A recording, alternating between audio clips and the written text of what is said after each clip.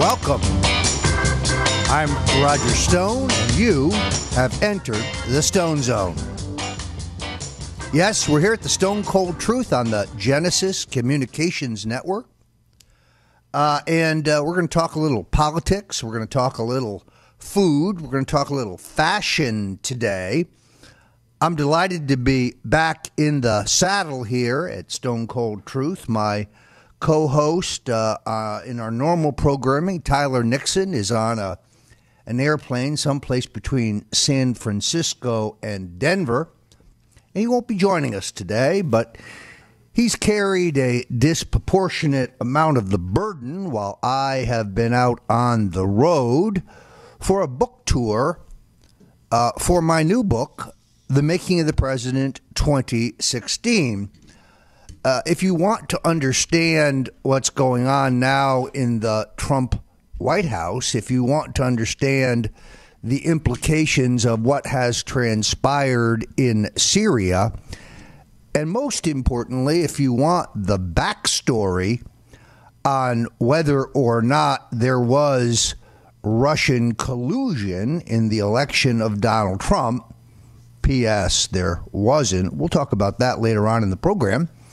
Then this book is for you. Now, if you're not familiar with the Roger Stone oeuvre, this is my fifth book, actually my sixth book in a sense, because I wrote a short mini book on the Benghazi lies of Hillary Clinton and the Clinton State Department. But my first book, The Making of the President, my first book, The Man Who Killed Kennedy, The Case Against LBJ, now in paperback, New York Times bestseller. And this is not a book that refutes other theories. Excellent book by James Douglas about the CIA's involvement. Excellent research regarding the mob's influence. You see, neither one of them are wrong. The plot to kill John Kennedy, as you will find in my book,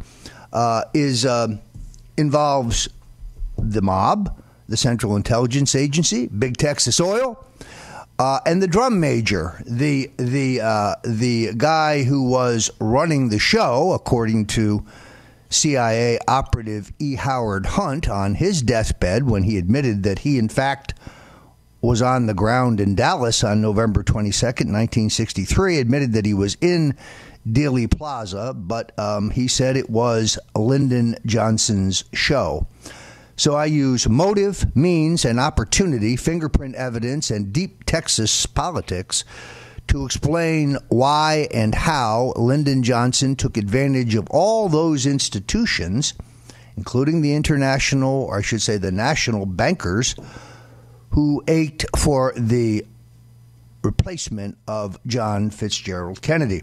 My second book, Nixon's Secrets, is the inside story of Watergate, because the Carl Bernstein, Bob Woodward narrative of what happened in Watergate is, at a minimum, woefully incomplete, and in some places just inaccurate. No, Mark Felt is not Deep Throat. In fact, there is no Deep Throat. Deep Throat is a composite of numerous sources, including General Alexander Haig, whose real job was to ease Nixon from office and smooth the way for President Gerald Ford. My book on the Bush family, Jeb and the Bush crime family, which came out 11 days before Jeb dropped out of the presidential contest, well, that may be a cause and effect situation, because you see, my book reveals that that there were multiple complaints to the Florida Department of Law Enforcement about a group of men in Sarasota, Florida, some of whom would later be among the 9/11 terrorists, who were training at a local flight school and seemed to have an avid interest in how to take off, but weren't too interested in learning how to land. Jeb, of course, did nothing whatsoever. That book will be back out in June in paperback form. It's retitled The Bush Crime Family. And it tracks Prescott Bush, the patriot, making the family fortune, financing the Nazi war machine and the armaments of the Third Reich, financing the genocide against the people that was then called a social experiment. And then, of course, there's George H.W. Bush, his role in trafficking cocaine in the Iran-Contra scandal. George H.W. Bush avoided prosecution by refusing to cooperate with the special prosecutor, refusing to be questioned, and refusing to turn over any documents. But that part, of course, will not be found in the mainstream media story of the Bushes. And now this book, The Making of the President 2016. This is the book in which I am proudest because it is the inside story of how Donald Trump pulled off the greatest political upset in American history. How Donald Trump, incredibly outgunned, because I estimate the Democrats spent somewhere in excess of $2 billion. That's in hard dollars. That doesn't count the value of, say, CNN with their round-the-clock negative coverage of Donald Trump, which really, if calculated as advertising time, which of course is what it really was, would be worth hundreds of millions. And now we know that the algorithms for Donald Trump and for the Trump campaign were being monkeyed with by Facebook, by Google. So Trump was being outgunned in the new media, being outgunned in the old media, being vastly outspent. And of course, his candidacy and its prospects were openly derided by the elites. So how did he pull it off? Why were the pollsters wrong? Well, the central thesis, of course, has to do with the changes in our media. You see, technological advances have changed America dramatically in the sense that the majority of Americans no longer get their news from the television in the living room. Now they're getting their news in their handheld device, and therefore, to get to, say, CNN, one has to go through the Internet. Well, when one gets to the Internet, they very quickly learn that there are better, more accurate, and more objective programming out there, that Infowars.com is vastly superior to CNN, that Breitbart News is vastly superior to the New York Times, that the Daily Caller is vastly superior to the Daily Beast. The Daily Beast being the number one fake news site in America. Folks, as if it's on the Daily Beast, the odds are overwhelming that it's wrong, incorrect, fake news. So we're going to talk about Syria and the Syrian bombing in the Trump administration. We're going to talk about the White House struggle for power between President Jared Kushner, I say that sarcastically, and former Breitbart publisher Steve Bannon. We're going to talk about the assault on our internet freedom and access, the drive for censorship that is being orchestrated before our very eyes, even affecting StoneColdTruth.com, Breitbart.com, and so on. So you've come to the right place, the Stone Cold Truth here on the Genesis Communications Network. Batten down the hatches. We're talking politics, we're talking food, we're talking fashion, and we're talking the Stone Cold Truth. Josh Kaplan joins me in the second hour. And if you have a moment here during the break, go to Amazon.com and grab your copy of The Making of the President 2016. You'll be glad you did. I'll be right back. This is Richard Milhouse Nixon, and the Cold War may be over, but the Stone Cold Truth is still around. And I give you my buddy, Roger Stone. Thank you, Mr. President. You're back on the Stone Cold Truth, broadcasting from the Stone Zone here in an undisclosed location in South Florida. And now we're going to turn to the hottest topic in today's news, really dominating the news and dramatically changing the political situation in America, literally overnight. See, this demonstrates why in politics and in world affairs, a day is a lifetime. No longer will Democrats be able to claim with any credibility that Donald Trump is soft on Russia. The strike in Syria has changed the political landscape dramatically, particularly in that sense. Now, the charge was absurd to begin with because, you see, it was the Clinton-Obama administration that was soft on Russia. The demonstration of that, of course, is the technology transfers that the Obama administration agreed to early in their first term, which probably should never have taken place at all, but continued after Putin rolled into Crimea, after Putin rolled into Syria. We did nothing. Was it because Hillary and her mob, including John and Tony Podesta, were making literally millions from their business deals with Putin's ruling clique, the oligarchs surrounding the dictator? The gas deal, the banking deal, the uranium deal. Yes, Tony and John got very wealthy. And that's exactly what I meant when I tweeted on August 14th that John Podesta's time in the barrel would come. Those who say that that somehow foreshadowed future hacking of Podesta's email by WikiLeaks, well, that is a damnable, bald-faced lie. In fact, I never said that anywhere. There is no evidence to that effect. Now, trying to see the Syrian airstrikes in some perspective, I am one who has argued almost for the last 2 years that the election of Donald Trump was a break with the neocon past, with 30 years of bad decision-making, and that the Bush-Clinton, Bush-Obama continuum was done.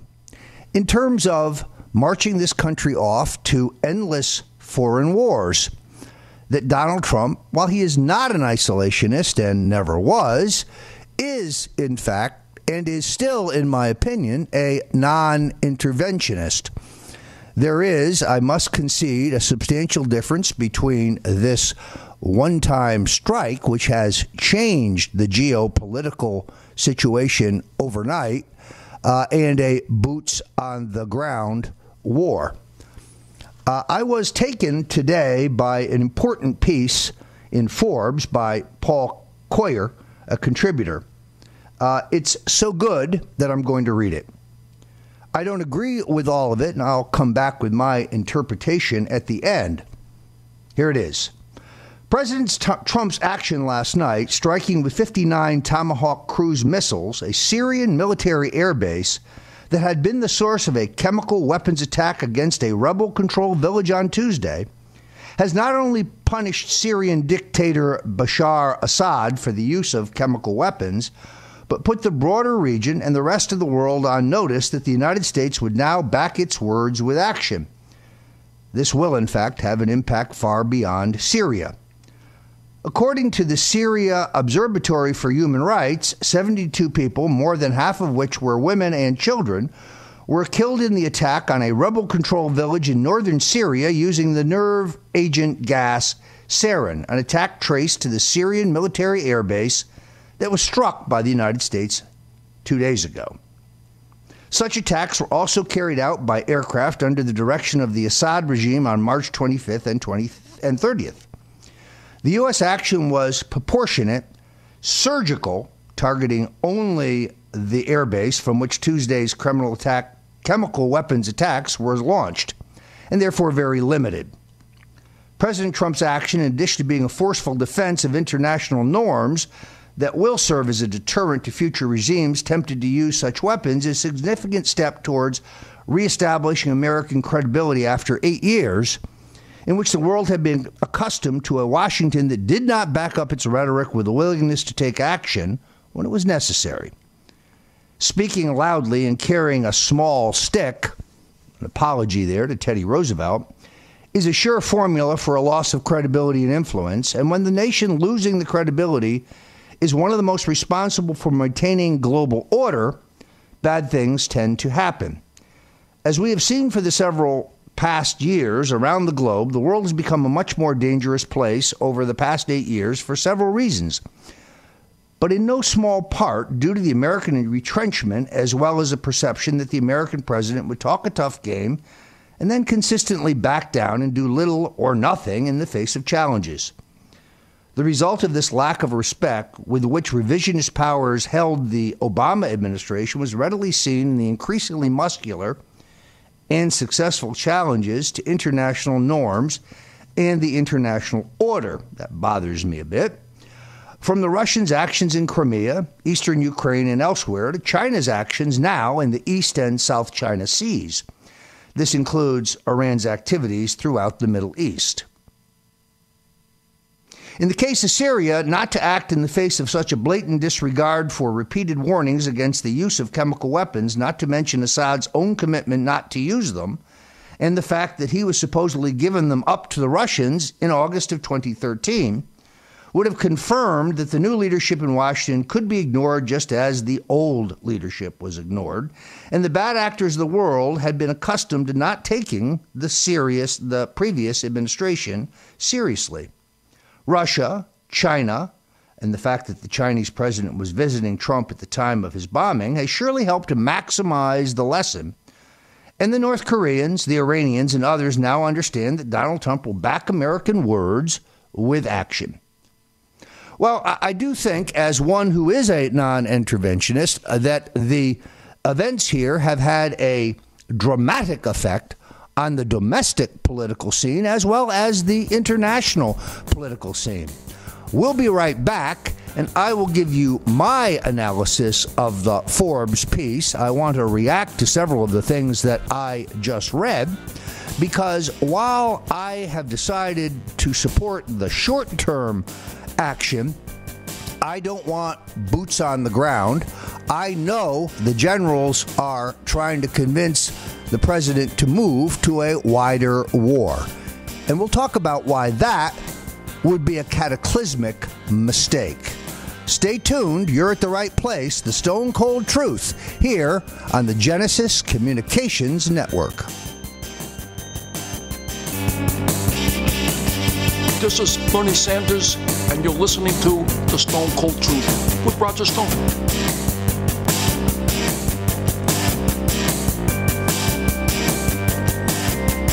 This is your host, Roger Stone, back at the Stone Cold Truth. We're broadcasting from the Stone Zone here on the Genesis Communications Network.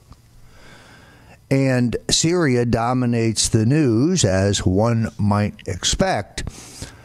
First, let's look at the international situation, which may have made the strike on Syria irresistible from both a geopolitical point of view as well as from a domestic political point of view. America's foreign policy has, in fact, been marked by weakness. And in other occasions, such as the Iraq War, we have rushed off to a foreign war that had no consequence for the vital interests of the United States other than draining our treasury and costing us American lives. However, the action by Donald Trump, I must concede, sends a strong signal to the North Koreans, a strong signal to the Iranians, a strong signal to the Russians. Did you see that, Congressman Adam Schiff?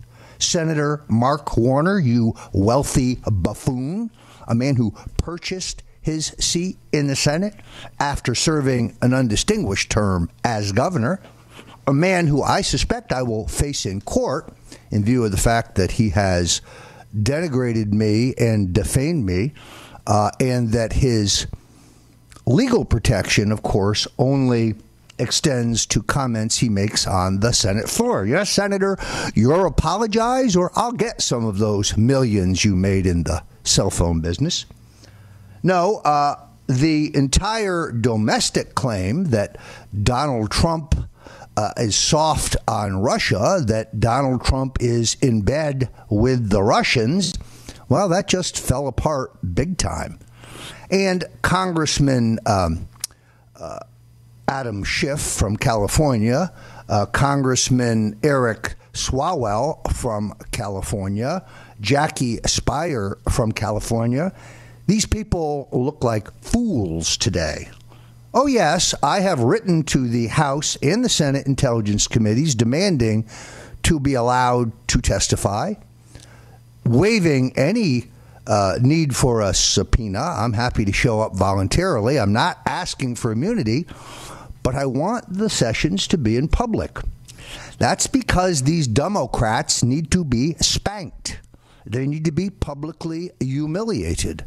I intend to take their exact words and read them back to them, and then I will parse them to demonstrate why they are largely bald-faced lies, overstating the fact that there was collusion between the Trump campaign and the Russians. It's beyond overstatement.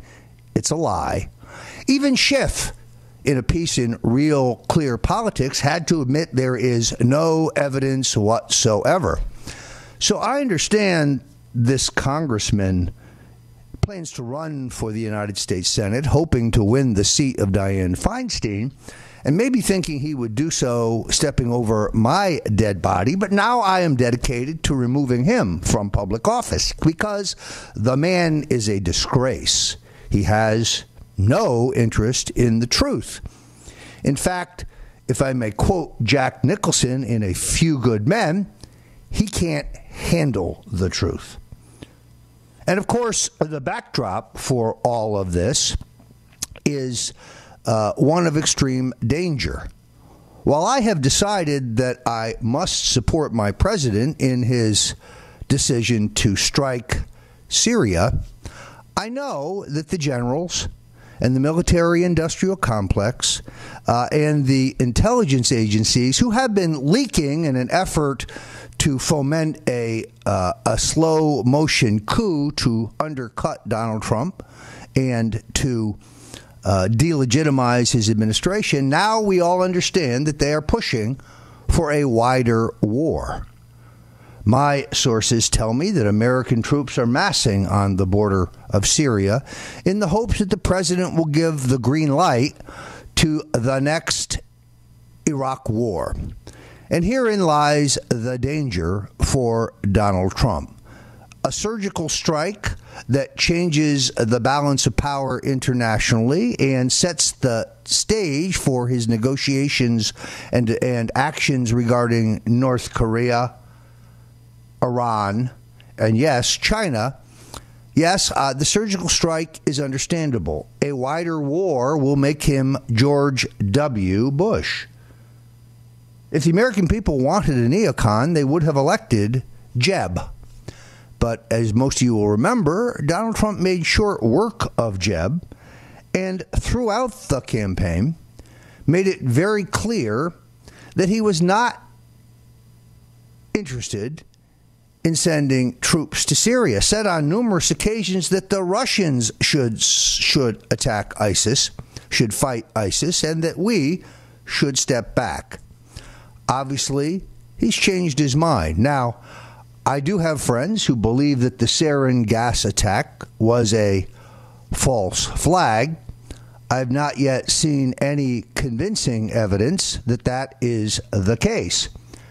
The whole thing is deeply embarrassing to the Obama administration and John Kerry, the hapless fool who served as his Secretary of State, because you see, the Syrians certified to the Russians that they had given up all of their chemical weapons, that they no longer had them, nor would they use them.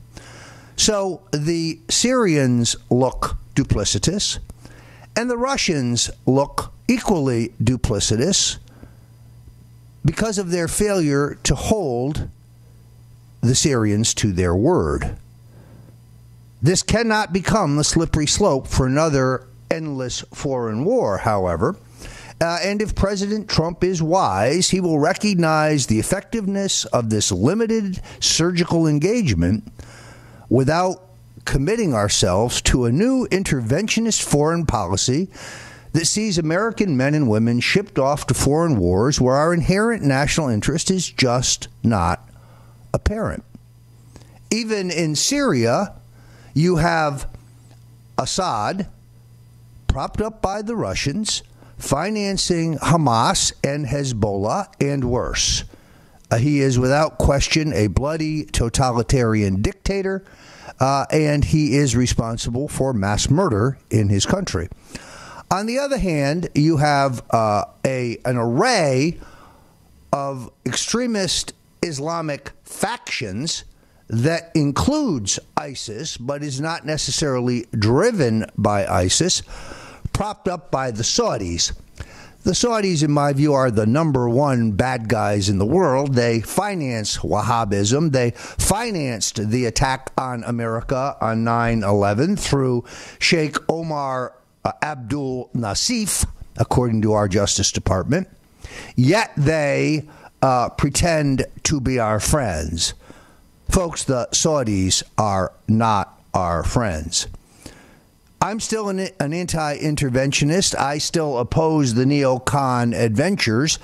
I will give Donald Trump the more than the benefit of the doubt because this strike was brilliant in its geopolitical rearrangement of the international situation. Stay tuned for more on the Stone Cold Truth. We're going to talk about Steve Bannon, Jared Kushner, the president's son-in-law, who some believe has a disproportionate amount of power in this administration, the struggle over the White House staff and whether, in fact, there is a palace coup afoot. You get the inside word here on the Stone Cold Truth, where we talk politics, we talk style, we talk food, we talk fashion, and in the next hour, Josh Kaplan from Gateway Pundit and Vessel News will join us to bring some more inside information on exactly what Vladimir Putin and his clique in the Kremlin are up to. We'll be right back on the Stone Cold Truth.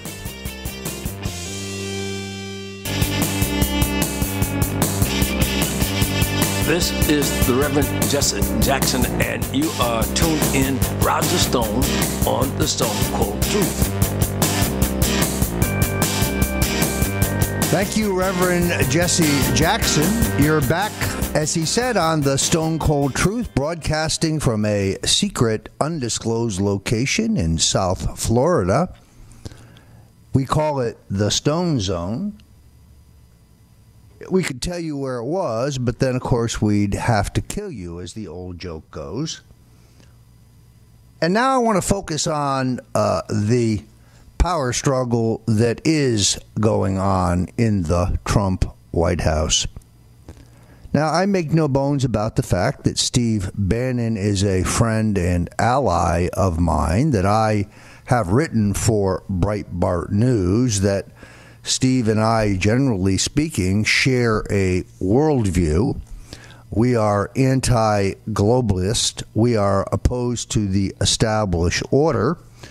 We are certainly opposed to the continuation of the Bush-Clinton, Bush-Obama continuum that has brought us endless war, massive debt and spending and borrowing, erosion of our civil liberties through the Patriot Act and the FISA court, with which I've had some recent experience, I suspect. We both recognize that our current immigration system has left our borders porous and has made our streets and neighborhoods unsafe. And one can only conclude that the purpose of our foreign policy under Secretary of State Hillary Clinton was to embolden and strengthen and empower the Muslim Brotherhood while undercutting all of our allies, including Israel, including Mubarak in Egypt, including, yes, Gaddafi in Libya. It's interesting to me that in Libya, prior to regime change, that women could own property, women could go to college, women could drive a car, women could choose their own husband, women could travel without the approval of their husband, women could be seen in public without a veil. Today, those things are illegal and would get a woman stoned to death. Are you proud, Hillary Clinton? Are you proud, Huma Abedin? Huma's mother, who she calls a feminist, is the #1 advocate for genital mutilation, and Huma and her parents are directly tied to Sheikh Omar Abdul Nassif, who financed the Institute of Minority Muslim Affairs, which praised the Muslim Brotherhood, and blamed the attacks of 9/11 on the United States. That's Huma. That's her. No, Mr. Bannon and I share this worldview. Yet, sadly, Steve has played no role in bringing other anti-globalists to the Trump White House. He has unfortunately not expended his political capital to assist other pro-Trump globalists, many of whom worked in the campaign, in joining the administration. And now, when the globalist faction, headed by presidential son-in-law Jared Kushner and his running dog lackeys Dina Powell, a Bushite who despises Donald Trump, and Gary Cohen, an alum from Goldman Sachs who openly bragged that he would have this job whether Hillary Clinton was elected or Donald Trump was elected. Well, sadly, Steve has left himself no allies. I am hopeful that he will survive, but at the end of the day, many people question, well, how could he topple, how could he take on the president's son-in-law? Let's remember, Donald Trump is a man who fired his own brother. Donald Trump is interested in making America great, and he's interested in the success of this administration. I have nothing against Jared Kushner. I think I've met the man once. But I don't understand how he could understand the broader coalition that elected Donald Trump, because indeed, Mr. Kushner is a liberal Democrat from a prominent New Jersey family of liberal Democrats, major financiers of abortion on demand, by the way, and crazy pro-abortion organizations like NARAL. So how he could understand the Trump coalition and the damage being done to it with various policies, I don't understand. Yet my confidence continues to lie in Donald J. Trump, a man I've known for 40 years, a man I worked for on and off in that period, who has an uncanny ability to see the big picture and to come up with practical ideas that are common sense based to make America great again. Let's take, for example, the fact that he has not backed off his absolute intention to repeal Glass-Steagall, perhaps the greatest economic mistake made by President Bill Clinton, which combined commercial and institutional banking in such a way to cause economic calamity and hardship in this country. Glass-Steagall will be restored. This is one of the single most important pledges that Donald Trump has made. And whether or not we have a complete house cleaning at the White House remains to be seen. Now, for reasons that perplex me. Mr. Bannon seems to have aligned himself with Reince Priebus, the former Republican national chairman. This is the same Reince Priebus who shifted funds away from the Trump campaign in Pennsylvania, as much as $750,000 in the closing weeks, shifting them to the U.S. Senate candidacy of Pat Toomey, who took a similar number and shifted those funds in Virginia to a Senate race and took them away from the presidential campaign of Donald Trump, probably costing us Virginia.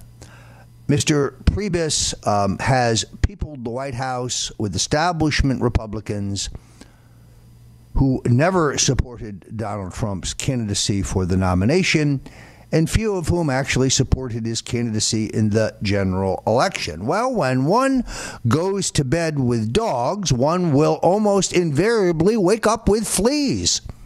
Don't be shocked when the White House leaks, and when those leaks do not show the President of the United States in the best light. So, Stone's predictions. Mr. Priebus will not survive. Mr. Bannon, his survival is a question mark. And whether or not Jared Kushner continues to be the force that he is today will have much to do with the success of the Trump administration. As much as Donald Trump disdains polls in terms of spending money on them, he does not disdain their results, and he does watch them carefully. Now, many have pointed out to me that the very same pollsters that show him with a historically low approval rating are the same exact pollsters who said that he cannot win. Well, they were wrong then, and they may well be wrong now, yet he will have to judge whether or not he has a governing coalition, whether the polls reflect a strong enough political situation in the country where he has a mandate, no matter how narrow, to govern. And if not, all of those who work for Donald Trump will learn that they are expendable. I remember seeing on the cover of, I believe it was Forbes, perhaps it was Business Week, a picture of Jared Kushner in the headline, "This is the man who elected Donald Trump." No. Donald Trump is the man who elected Donald Trump. There is no Karl Rove figure in the Trump world. There is no indispensable aide. Donald Trump elected Donald Trump in a sheer exercise in physical will and a perception that the American people were fed up with politics as usual. And therefore, keep an eye on the struggles in the White House, because I predict change, big change, is going to come, and soon. We'll be right back at the Stone Cold Truth here on the Genesis Communications Network.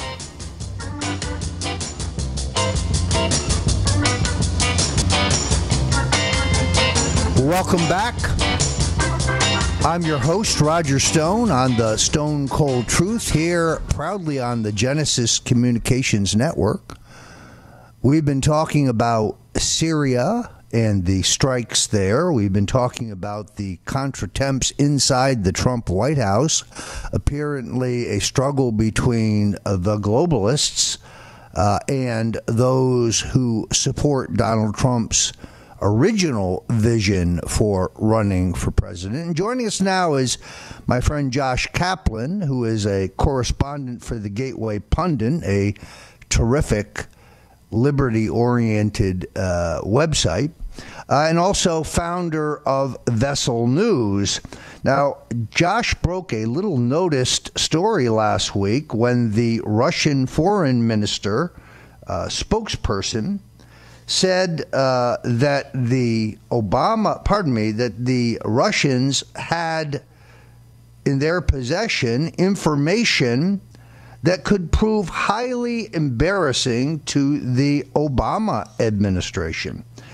Josh Kaplan, welcome to the Stone Cold Truth. Why don't you tell us about this story, and then let's analyze whether the Russians under Vladimir Putin still have motivation to utilize this information in view of the recent Syrian strikes. Roger, thank you for having me. There was a little-known story, as you just stated, that broke March 23rd when Maria Zakharova, who's the spokesperson for the Russian Foreign Ministry, was asked a question whether or not the status of current Russian-American affairs was on the onset going to be a positive working relationship between Trump and Putin or not. She gave a rather long-winded response, multiple paragraphs, roughly about 500, 700 words if you read the transcript. And right at the very bottom, the second to last paragraph was an eye-opening quote for me that said, also, I would like to say that the practice of leaking information that concerns not just the United States but also Russia, which has become a tradition in Washington, is that in the past few years we continue to see leaks when the media will publish things that are out of Washington that we want to keep a secret.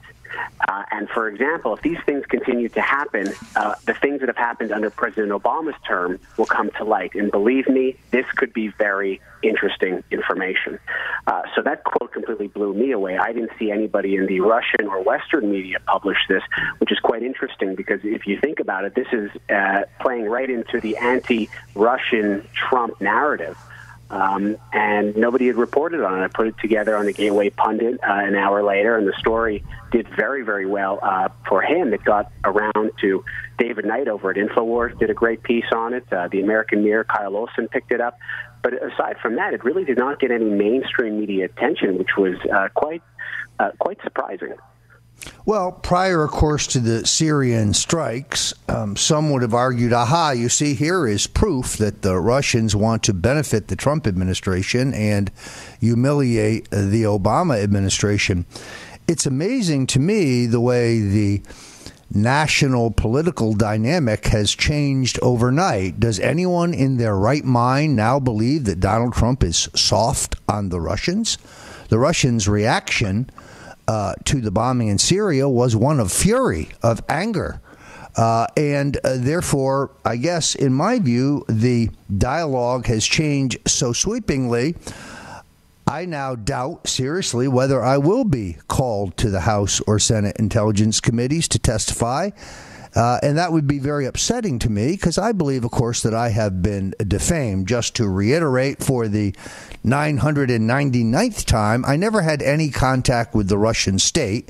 And I believe during the campaign or before the campaign, and I believe that the entire narrative of Russian collusion to assist Trump is a falsehood, is a canard, is a cover story designed by John Podesta to divert attention from his own business dealings with Putin's ruling clique of oligarchs, the gas deal, the uranium deal, the bank deal, ad nauseum.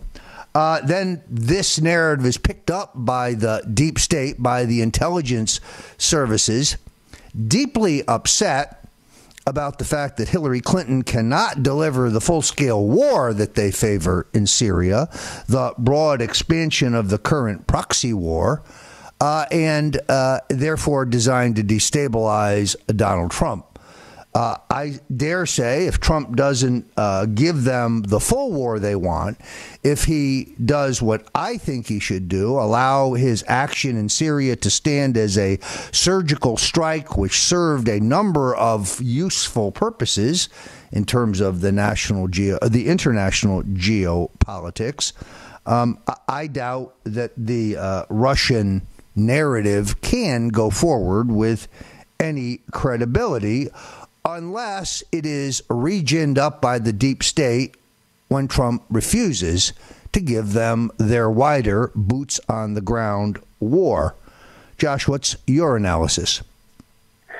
Well, I think that the deep state, the globalists, are so invested in the narrative that Donald Trump and the Russian government have collaborated prior to the election and post the election to make sure that they're able to achieve whatever means that they see fit, and that they're going to double down. My view on this is that they're going to try to continue to gin up negative press between Donald Trump and Putin, continue to try to create linkages between these two parties because they are so invested. You've got the likes of Adam Schiff that has just completely destroyed his credibility, if he even had any, over the past number of weeks, smearing members of the Trump clique. And this has just really been something of an embarrassment to watch if you are just a lover of the country. Something to step back and to say, wow, I love the country. I could be a conservative or a liberal, but to see one of the major political parties in the United States operating in such a nefarious manner, ginning up all of these so-called fake, phony scandals between Trump and Putin has just been terrible to watch for political discourse and confidence in the political process. One of the interesting bright points that I want to point out is that there are still elements within the Russian government, specifically the Russian foreign ministry, that still believe that there is a distinct difference between Donald Trump, the anti-globalists, we'll say the pro-nationalist group, the Bannons, the Trumps, the Stephen Millers, and a distinction between them, between Gary Cohen, Kushner's Ivanka, and Dina Powell. And the reason why I say that is that just recently, in the past few hours, Zakharova went on Russian television and was asked what her view was, the official view of the Russian Foreign Ministry's view of this strike. And yes, the rhetoric has been hot from the Russian side, but she said something really interesting. And she said that despite these strikes that the U.S. military has put forth, that shows that America, quote unquote, is an unpredictable state, she says that the modus operandi behind it shows that the political and military class is still upset about the election results. And that's a fascinating quote because that paints a clear picture between Donald Trump and the deep state and the belief within the Russian foreign ministry that there are elements within the American government that pushed this strike and trying to bring tension between the governments of Russia and the United States. I continue to believe, Josh, that Donald J. Trump is our best prospect for peace, and that negotiation, no matter how difficult, is always superior to confrontation if one can get a just détente. You've been listening to Josh Kaplan of Vessel News here at the Stone Cold Truth. He's going to stick with us and join on the other side, but you're at the right place if you want to find out what's really going on in Washington, what's really going on in the Trump White House, what's really happening at Mar-a-Lago. You're tuned in to the Stone Cold Truth here on the Genesis Communications Network. And we'll be right back with Josh Kaplan from Vessel News. Many thanks, and stay tuned for more politics, more truth, and more of the Stone Cold Truth. Here's Richard Milhouse Nixon. And the Cold War may be over, but the Stone Cold Truth is still around. And I give you my buddy, Roger Stone. Thank you, Mr. President. We're here with Josh Kaplan of Vessel News. Josh, I want to ask you about Chairman Devin Nunes stepping down. Now, I think Nunes is a patriot, and I think that he was right to break out and present to the American people information that indicated that, contrary to what FBI Director Comey and Admiral Rogers, formerly the NSA, told a House committee under oath, there was, in fact, surveillance of Donald Trump and Trump Tower. And I predict that we're going to learn that there is more than has been disclosed so far. But I guess my question is, how do you see the future of that probe? If you're right that the Democrats are going to double down on Russia, they will do so to their own detriment, in my view. And I take some comfort in the fact that Trey Gowdy and Tom Rooney, people who are both attorneys and have served as prosecutors, will now head this probe. I'm not taking anything away from Nunes, but he doesn't have that public policy experience. What do you think? Well, I think that they're going to find Nunes to be an easier opponent than someone like Trey Gowdy, who, as you mentioned, was an amazing prosecutor and has a brilliant legal mind and has a laser sharp tongue. So I think that the silver lining in having Nunes step down may have brought down a little bit of the temperature. People believe on both sides that it may have been a little bit politicized, but I think that bringing in Trey Gowdy will bring a more serious, independent tone that I think may have been missing from the narrative associated with Nunes. And optics is everything. So even though we know that Nunes was on the right side of things and crossed all of his T's and dotted his I's, I think that this will be a step in the right direction. In addition to that, what we're going to see now is so many of the pieces of information that have been hidden for so long, whether it be Susan Rice's involvement in trying to spy on some of the members of the Trump team, and then we're going to start to go up the chain. This is going to start to go higher and higher and higher. Will Ben Rhodes be implicated in this? Will Valerie Jarrett, who, in my opinion, may be the closest linkage between herself and the president, will she be implicated in this? A Fox News report that came out not too long ago stated that some of the information that was collected had something to do with everyday life factoids. Now, that's very private information, and it'd be very interesting to see what is rendered from that.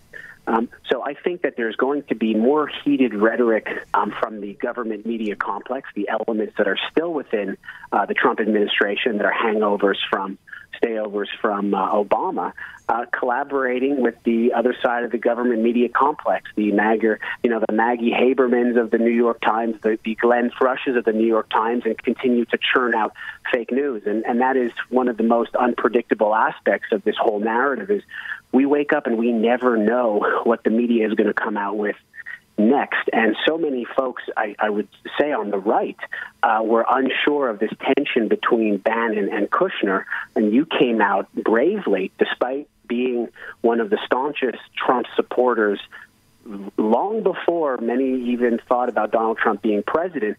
And you said that there is a serious issue between Kushner and Bannon, and Kushner is leaking information to Joe Scarborough of MSNBC. And Roger, I curated that piece that you did with Alex Jones from the Washington Examiner because they had transcribed that discussion. We put it on VesselNews.io, and the thing flew. And then the next few days, I got emails saying, you guys were right, because now all of a sudden the watershed has come, and there was a slew of stories from both the mainstream and alternative media talking about how there was true tension between Bannon and Kushner. And this is really an ideological war that's part of a greater theme within the early days of the Trump administration. So I think it's going to manifest, Roger, in the form of fake news, which is completely unpredictable, but in terms of its content, but predictable in regards to where it will derive from. And it's going to be interesting to see how the Pelosi and Schumer cabal try to navigate this fake news narrative with somebody like Trey Gowdy leading the way. Well, it's very rare that this happens in American politics, but I actually have two sources, one in the Scarborough camp, one in the Trump camp close to Jared Kushner, who have confirmed for me an active text chain between the president's son-in-law and Joe Scarborough. Scarborough said last week that there was something deeply wrong with Donald Trump. He was questioning the president's mental health. Is that really the kind of guy you should be trafficking with? And the various attacks that Joe Scarborough has leveled on Bannon came directly from Jared Kushner via text.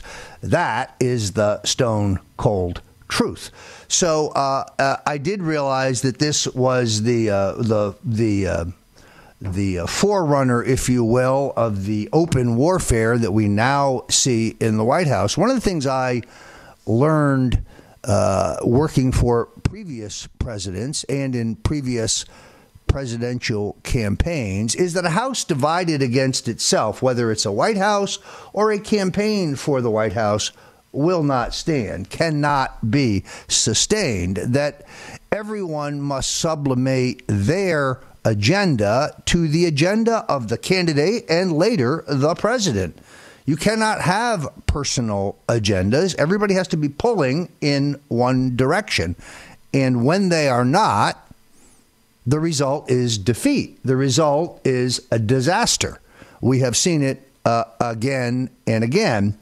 I am kind of delighted that Nunes is stepping down. A selfless act will allow the hearings to go forward because we need to hear what Susan Rice has to say.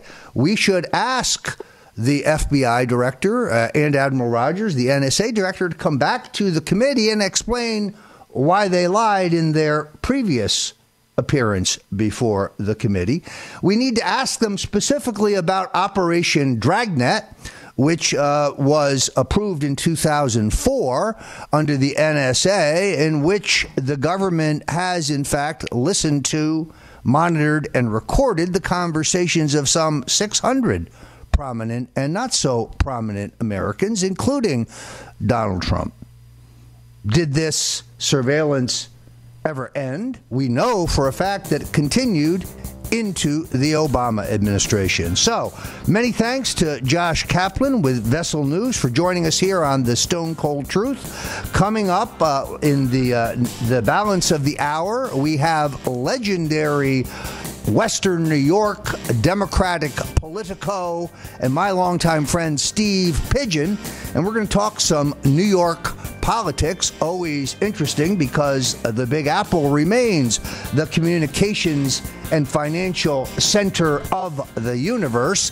That's right, Steve Pigeon, right here on the Stone Cold Truth. So, folks in Buffalo, I hope you're standing by. You're going to get a full, undiluted dose of the Stone Cold Truth.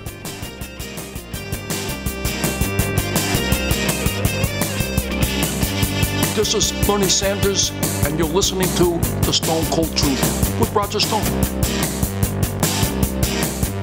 That's right. We're back here at the Stone Cold Truth. Now, many of you know firsthand the effects of the new censorship being unleashed against conservatives, libertarians, and any supporters of President Donald Trump. For decades, many of us were not particularly concerned that venture capital was being expended almost exclusively on the left, on companies run by the left that have gotten preeminence in the blogosphere. Once established, many of these largest companies then began a symbiotic relationship with the Obama administration and the deep state, which allowed them to grow into juggernauts that they are today. Facebook, Twitter, Google, and their property YouTube have all but locked up social media interaction on the internet. The old antitrust description fits most appropriately. These are monopolies. And as monopolies, these left-leaning organizations, well, they can tilt public discourse in directions of their choosing via a variety of nefarious yet hidden methods. Terms have been invented to describe the censorship activities we're talking about that are being conducted by the tech left. They call it throttling, shadow bans, troll bots, SJW puppets, fake news flagging, and many more being invented almost every day. All of this activity boils down to one single objective: limiting the reach for voices of dissent. Make no mistake about it, their technologies work, their methods are effective. We at the Stone Cold Truth have watched our audience go up month after month, literally reaching hundreds of thousands of people at the end of the 2016 campaign and into January. Yet recently we've seen our reach go down month after month in a dramatic fashion. We've conducted actual A/B tests within tweets and Facebook posts and have watched both Twitter and Facebook stifle our content in real time. We know exactly what they're doing, and we're not alone. Using rugged American individualism, we've stood up to voices and ideology raised by the left. But in their desperation, the tech left is now slanting the playing field even further and further, to the point of breaking, in my opinion. Facebook and Twitter specifically have violated their own stated SEC-reported corporate charters. Both promise free and open platforms, and both are provably false. Google makes no such promises, but their de facto monopoly on search has given them a powerful position with which to abuse their power they have. The left have professional agitators by the thousands and brain trusts by the score that work together in purpose, if disparate in tactics. No such organizational structure exists on the right. The organization that has essential duty to help counter such onslaughts is the Republican Party, and they seem to be MIA. When I had a brief discussion with the president on this some months ago, he was largely unaware of the issue. If there's anyone who should understand the challenge that we face, it would be Steve Bannon, a man who comes from alternative media. The tech left is extinguishing the passion and volunteer spirit that helped Donald Trump rise to prominence by using the very tactics the mainstream media has accused Russia of, using professional trolls to spread propaganda and disinformation, and by total media collusion. Now the left are in a panic. They were certain that Hillary would win. A striking case in point is the popular Showtime series Homeland. In the last season 6, filmed before the 2016 presidential election had been decided in a decisive victory by Donald Trump, a fictional character named Brett O'Keefe is introduced as an obvious take on my friend Alex Jones and alternative news. In several episodes, they show a clandestine building full of technologists who are using fake social media accounts to manipulate public opinion and spread fake news. This point plot, attributed to the alt-right and the deep state working together, is in fact precisely what is happening, but with the deep state in bed with the progressive left. David Brock, a left-wing hitman, a turncoat who was once a conservative, specifically, and his organization Media Matters for America, an apologist group that denies the rape and sexual assaults of Bill Clinton and the Clintons' other crimes, has taken the lead, gobbling up tens of millions of dollars over the past few years, building up exactly the kind of infrastructure that is fictionally portrayed on Homeland. A virtual army of trolls and misfits and their complicit support of the tech left and the mainstream media, which they badger constantly, is the beast that we must defeat. Now, Brock gobbled up 30, 40 millions of dollars with nothing to show for it. And when I recently heard that he had had a heart attack, I wondered whether, in fact, it maybe was a hit on him by George Soros, pissed off about the fact that he gave the guy $30 million for which he was entirely ineffective. The silver lining, I guess, is that Donald Trump won the election and foiled all of the cleanup efforts that were needed to provide cover for this egregious ethical and legal violations that we see going on. It is antitrust. It is anti-competitive. One would hope that the Trump Justice Department would get the picture. But failing that, many on the left have opened themselves up to extreme legal liability. They were literally banking that Hillary could provide them with protection, with cover from repercussions and their actions. Twitter's most notable, because they were brazen about their efforts and left noticeable trails pointing to their activities. The liability is the soft underbelly can be exploited to level the playing fields. Twitter made a giant gamble, and we will see that they have lost. Yes, I think that there will be a class action lawsuit, and this will be David versus Goliath. The kind of lawsuit won't be cheap, and it won't be easy, and it will be hard fought. But I'm confident that we can challenge those who favor Stalinist-like censorship in the courts. We believe that Twitter executives, their insurance providers, and their shareholders will endeavor not to allow what the suit would uncover to see the light of day. It's my strong belief that the class, properly filed, will be paid off in settlement, with the appropriate money be distributed to the class and the remainder used to fund new, additional, alternative media. Yes, I will be announcing more about this shortly. You see, the left are not going to back down. They're doubling down. They're watching generations' worth of sacrifice go up in smoke. If the liberty-minded patriots who listen to this program seize the opportunity to mount a counter-effort that has the possibility of crippling those who would censor our free speech and kill the First Amendment, then Donald Trump will get reelected, and we will continue to have a vibrant, robust alternative media.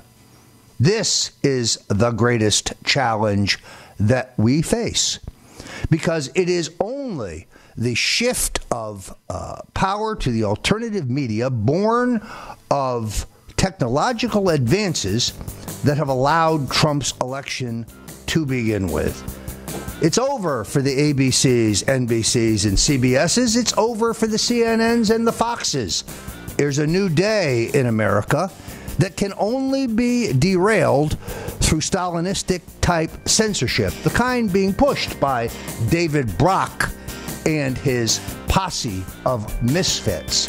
You've heard about it here at the Stone Cold Truth. You can read about it at Infowars.com in a series of excellent stories by Dr. Jerome Corsi, or at Newsmax.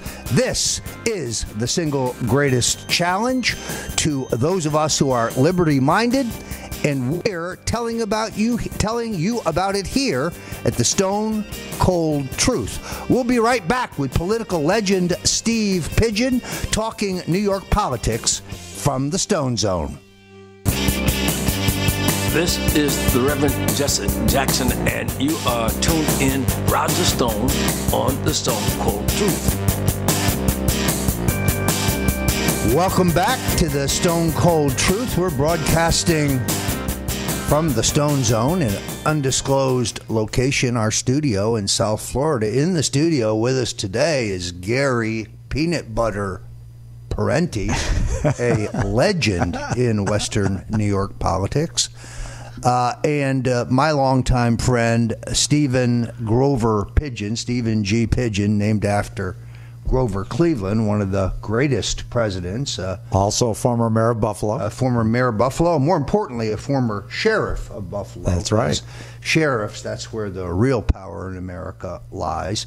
Steve is joining us in the studio to talk a little New York politics. I want to start with the comments of a prominent New Yorker. What is your analysis, Steve, of what U.S. Senator Chuck Schumer, a man I know you know well, meant when he warned the president that he should not mess with the intelligence agencies because, if I quote, they have 7 days to Sunday to get back at you? That would seem to imply that the senator knows that the CIA and the FBI are not under civilian control, that they have their own political agenda. It certainly appears to me that it's the unelected intelligence agencies and law enforcement agencies that seem to be running the political people rather than the other way around. It's kind of gone over the line, and I think Chuck might have misspoke somewhat, but I think what it belies is it shows you that he himself would be nervous about having the intelligence agencies wanting to get him. Yeah, it really does he did show probably more there than he wanted to. It's like pulling back the curtain and showing the American people how things really work. Now, I follow the New York Post because, of course, I'm a political junkie, and I think it is one of the greatest newspapers in the country. If you want a capsulized view of what's going on, it's a tabloid format. And, of course, I like their editorial page generally, not always. But I'm interested in the dynamics between New York City Mayor Bill de Blasio and a man you know well, New York Governor Andrew Cuomo, one of the most resilient and determined politicians that I've ever met. And I guess I have two questions. How do you see that relationship? Is it as swords point as the New York Post and the Daily News would have us believe? And what are the prospects for re-election individually of both of them? Well, first off, I think that to some respect, there's always tension between the mayor of New York City and the governor of New York. Certainly was true between, say, Lindsay and Nelson Rockefeller. Right. And now, of course, you have more press outlets that will cover such things. But having said that, there clearly was points where it got very bad between the two of them. But it seems like whenever it comes to election time, if you remember in Andrew Cuomo's 14 race, Bill de Blasio helped him get the Working Families Party and worked very hard for his reelection. So I think while tempers may flare, when it comes down to the end of the day, I'd be surprised if the governor would get that involved in a city race. What de Blasio clearly wanted to be was the leader of the left nationally. He wanted to be a strong national voice on the left, which is why he held off his endorsement of Hillary Clinton and dealt with a lot of people that were working with Bernie Sanders. But then it ended up not working for him very well. He wanted to host a debate in Iowa, and nobody wanted to go to the debate. He held a debate, and nobody came.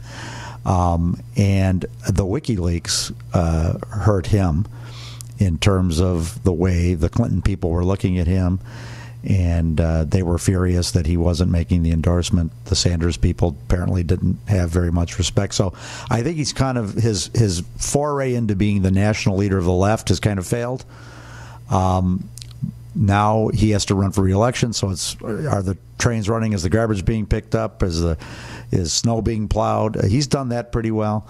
There's a lot of talk about a potential primary, but I would think if it's not an Hakeem Jeffries or an Eric Adams or somebody that's a known entity, especially out of the black community, I would think they'll have a hard time beating him. As to whether it's to the governor's advantage now to get involved with that, I kind of doubt it, since he has his own problems with the left. Plans at this point, it seems like he's running for re-election, and it seems like there's some interested Republicans. So he really doesn't need a showdown with the left. Yeah, I have to admit, for his re-election. One of the most bloodless things I've ever seen in politics, which I, of course, enjoyed, was the way that Mayor de Blasio assisted Governor Cuomo in getting the support of the Working Families Party. Andrew Cuomo vowed to help remove Republican control of the Senate, got their endorsement, then did absolutely nothing in that regard. It was bloodless. A Democratic Senate run by the Liz Krugers of the world would not only be horrible for New York State if that's that group in charge. He really needs that mainstream, moderate, independent Democratic group to stay in place. Otherwise, you see what happened when John Sampson and Lynn Kruger were running the Senate. Yes. Things were pretty screwed up. Yeah. You and I were involved in that a little bit. But I think Cuomo does not need a fight from his left when he's going to have probably a pretty well, and I assume the White House would have reason to want to see a Republican candidate for governor. He'll have a real Republican this time, not an Astorino who really was never really able to put much together. Look, I think Astorino ran an extraordinarily good race considering that he had no money, and he got 40+% of the vote. But I would think that's my point. I think you'll see more of a resource-based race next time. There's actually look, third terms are hard anyway. Yes, indeed, so, and we've seen even that. though his numbers are good in general, but I don't know if the enthusiasm level for a third term is always difficult. So I think he'll have a real race out of Republicans this time. The last things he needs is a battle from the left, and the mayor trying to cause him problems from the left. No, his victory in the Democratic primary over a woman whose name I can barely remember, a school teacher. Zephyr Teachout. Yes, not exactly a household name, was unimpressive, but solid, but unimpressive. Andrew Cuomo is a moderate. In fact, he's not really a flaming liberal. He's center-left, but I also think he understands the Democratic Party. And he's done a great job, getting what he needs out of the state legislature. His late budget was 6 days. It used to be months. Unfortunately, there has been no uptick in the jobs that he promised us. If I were the Republican candidate, that would be my campaign. It would simply be, hey, Andrew, where are the jobs? Because that hasn't happened. The economy of upper state New York is still a basket case. That, I think, is probably his greatest challenge. Right. I have always been a friend and an admirer of Joe Percoco, who I'm going to say that he's an honest guy. I think so, too, by the way. And that I hope for him and his family that the accusations against him are false. I don't like to see anybody, Republican or Democrat, go through what he and his family are going through. But I would think... How many wives, how many spouses of government officials work for lobbying groups? I mean, it seems like it's a bit of a stretch what they're doing to him. But. Well, and how can you look at, say Eric Schneiderman and his relationship with a woman who very clearly doesn't register as a lobbyist but does heavy-duty lobbying, and why has there been no enforcement on that question? New York Democratic politics is always Byzantine. That's why I'm glad we had Steve Pigeon from Buffalo, New York, here to help sort it out for us. You've been on the Stone Cold Truth. One final word. I want you to take a look at A Man and His Presidents, The Political Odyssey of William F. Buckley Jr. by Alvin S. Felsenberg. I finished this book last night. I polished it off literally in a day. It is one of the best reads I have had. My thanks to Josh Kaplan from Vessel News. My thanks to Steve Pigeon from Western New York, a legend in Democratic circles. And I thank you for joining us here at the Stone Cold Truth on the Genesis Communications Network. Tune in next week.